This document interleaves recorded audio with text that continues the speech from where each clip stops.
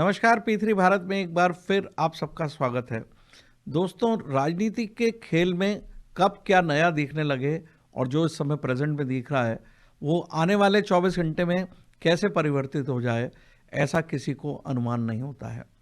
केवल हम जो परिस्थितियां घटित हो रही होती हैं उस पर ही कैलकुलेशन करने की कोशिश करते हैं। तो आइए चलते हैं, आज हम बिहार के बारे में बात करते हैं। बिहार में अभी थोड़े दिन पहले नीतीश कुमार ने पाला बदला और नीतीश कुमार के बारे में आप सबको मालूम है कि उनके बारे में ये फेमस हो चुका है कि वो पलटू राम हैं और हमेशा बाजी पलटने की कोशिश करते हैं और अधिकतर बिहार में उनका राज्य ही चलता हुआ नज़र आता है, चाहे उनकी सीट्स कम हो। ऐसी स्थिति में हर दल को उनका साथ लेना पड़ता है और साथ लेने के साथ साथ लेकिन ड्राइविंग सीट पर नीतीश कुमार ही होते हैं। लेकिन इस बार जो नीतीश कुमार कुछ गलतियां पिछले 1-2 वर्षों में कर चुके हैं, उसका खामियाजा शायद नीतीश कुमार को अपने राजनीतिक जीवन की समाप्ति की तरफ ले जाएगा, ऐसा मेरा मानना है। और उनका राजनीतिक सफ़र बहुत लंबा नहीं बचा है। उनकी महत्वाकांक्षा कभी थी कि वो प्रधानमंत्री के दावेदार हो सकते हैं और वो उन्होंने उस कोशिश में एक बार बीजेपी से दामन छोड़ा और राजद के साथ काम किया और ऐसी स्थिति में उन्होंने इंडिया गठबंधन बनाने में महत्वपूर्ण भूमिका अदा की। लेकिन उनका वो दाव भी खाली गया क्योंकि कांग्रेस ने उनके मंसूबों पर पानी फेरा। वो इंडिया गठबंधन के भी संयोजक नहीं बन पाए। तो ऐसी स्थिति में उनको लगा कि शायद उन्होंने बीजेपी का दामन छोड़कर अपने राजनीतिक जीवन पे कुल्हाड़ी पैरों पे मार दी है। तो उन्होंने अपने को करेक्शन करने के लिए अभी एनडीए का साथ पकड़ा है। लेकिन ऐसी स्थिति में सारे जितने भी दल हैं उनकी पलटी मार स्थिति में और धोखा देने की आदत को भूल नहीं पा रहे हैं। तो ऐसी स्थिति में अभी एक सब लोगों को आश्चर्य हुआ कि बीजेपी, जिन्होंने कभी ये कहा था कि हम नीतीश कुमार के साथ कभी साथ में नहीं जाएंगे, नीतीश बाबू को फिर से भाजपा एनडीए में लेगी। मैं बिहार की जनता को स्पष्ट कह देना चाहता हूं, आप लोगों के लिए भाजपा के दरवाजे हमेशा के लिए बंद हो चुके हैं। लेकिन अभी हाल ही में बीजेपी ने लोकसभा चुनाव ध्यान में रखते हुए नीतीश कुमार को अपने साथ जोड़ा। लेकिन मुझे लगता है कि वो पूरे दिल से नहीं जोड़ा गया है और कोशिश ही की जा रही है कि किस तरह से राजनीतिक उठापटक के साथ नीतीश कुमार की स्थिति को कमज़ोर कर दिया जाए और वो आने वाले स्थिति में बार्गेनिंग की स्थिति में नहीं रहे। अभी नीतीश कुमार को फ्लोर टेस्ट पास करना है, जो आने वाले 12 तारीख को फ्लोर टेस्ट बिहार की विधानसभा में होना है। फ्लोर टेस्ट में उनको अपना बहुमत साबित करना है। आंकड़ों के हिसाब से तो बीजेपी और जेडीयू के जितने सदस्य हैं उनका बहुमत आसानी से फ्लोर टेस्ट में दिखेगा। लेकिन ये आपको प्रत्यक्ष रूप से दिख रहा है, जो पर्दे के पीछे हो रहा है उसमें कुछ और डाउटफुल पोजीशन है।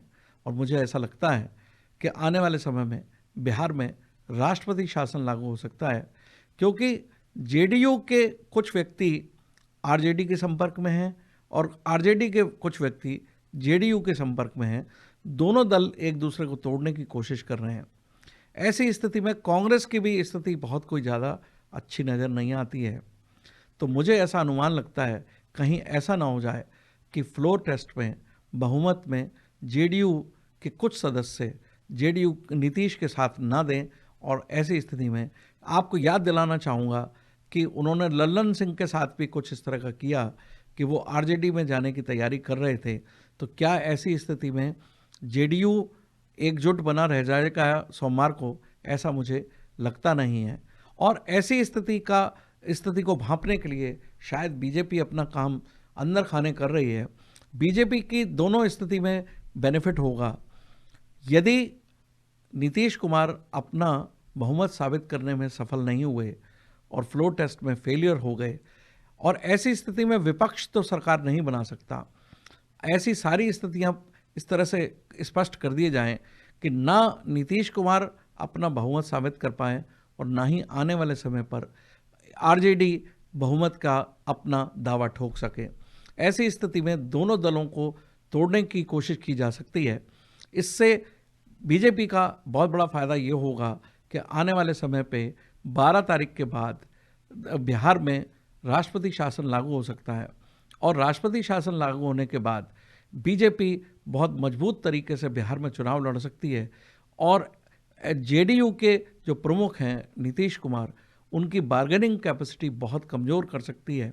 ऐसी स्थिति में मैक्सिमम सीट्स पर बीजेपी लड़ती हुई नजर आएगी यदि बिहार में राष्ट्रपति शासन लग गया। तो मुझे ऐसा लगता है कि जेडीयू हो सकता है फ्लोर टेस्ट में फेल हो जाए और उसमें जेडीयू के ही व्यक्ति उनका साथ छोड़ दें, क्योंकि उन्हें जेडीयू में रहते हुए भी नीतीश कुमार ने अपने काफ़ी लोगों को नाराज किया है।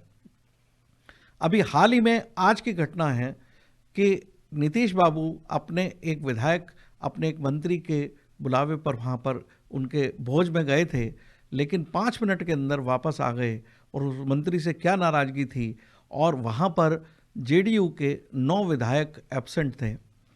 इस तरह से जेडीयू के अगर 9 विधायक एब्सेंट रहते हैं या संपर्क में नहीं आते हैं या जेडीयू का साथ नहीं देते हैं, तो ऐसी स्थिति में फ्लोर टेस्ट में नीतीश कुमार का पास होना बहुत मुश्किल हो जाएगा।